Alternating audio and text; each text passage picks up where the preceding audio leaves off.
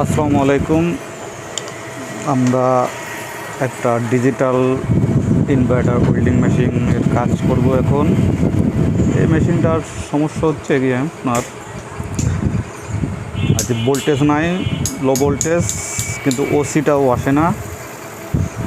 এইখানে ভোল্টেজটা ফিক্সড হয়ে গেছে, হালকা ভোল্টেজ, রড পুরোটা গলে না। আমরা এটা মেরামত করব,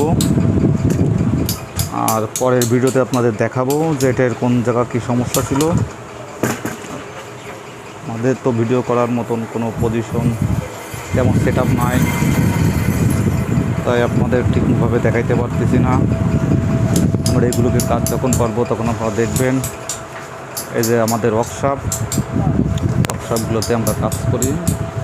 আমরা ইলেকট্রনিক্স দুটো মোটর রিপেয়ারিং, ওয়েল্ডিং সবগুলোকে কাজ করি। সবাই আমাদের সঙ্গে থাকবেন, আমাদের সাপোর্ট নেবেন, যাতে আমরা সুন্দর করে কাজগুলো করতে পারি। আসসালামু আলাইকুম।